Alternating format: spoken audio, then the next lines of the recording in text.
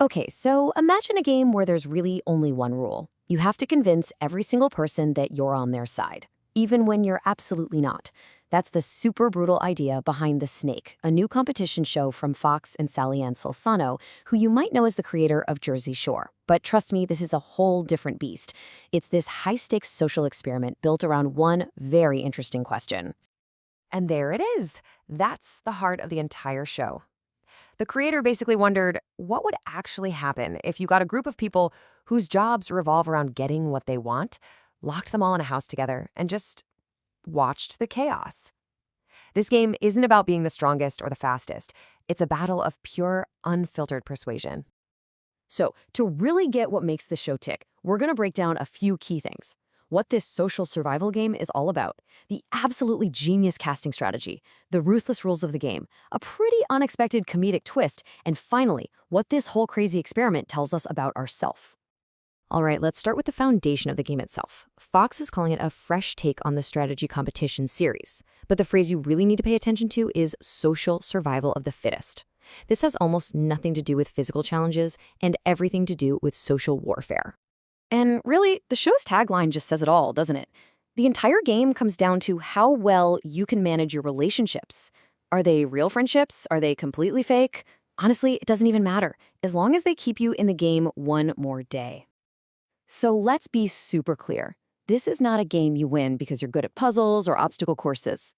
All those challenges, they're just the stage for the real game, which is happening in the whispers, the secret promises, and the fragile alliances. In this house, winning people over isn't just a good idea, it is literally the only way to win.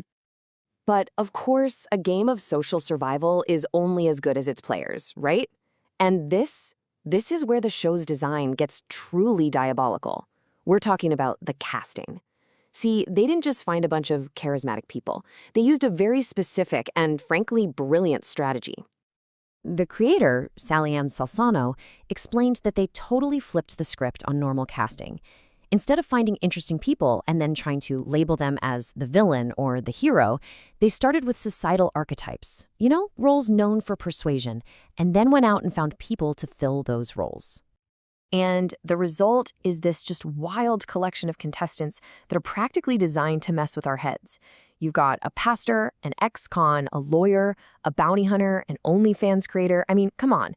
Every single person walks in the door carrying a whole set of public stereotypes and a professional skill set built around reading people. And this quote from Salsano really gets to the heart of it. She's basically saying, look, we're all taught not to judge a book by its cover, but let's be real, we do it all the time. This show just leans right into that human flaw. The whole experiment is designed to test if our first impressions are right, or if these players can use our own biases against us. Okay, so you've got your 15 master manipulators all living under one roof. How in the world do you decide who goes home? Well, the show came up with a truly brutal elimination process that leaves absolutely no room for secrets. It's called the saving ceremony, and that name alone tells you everything. It completely flips the script on how reality TV eliminations usually work. In most shows, you're worried about who's voting against you. But here, your entire survival comes down to whether someone is willing to stand up in front of everyone and vote for you. So here's how this crazy chain reaction works. Whoever wins the challenge becomes the snake and gets immunity. Simple enough. But at the ceremony, the snake saves one person. Then that person has to save someone else. And that person saves another, and so on down the line until there are only 2 people left standing.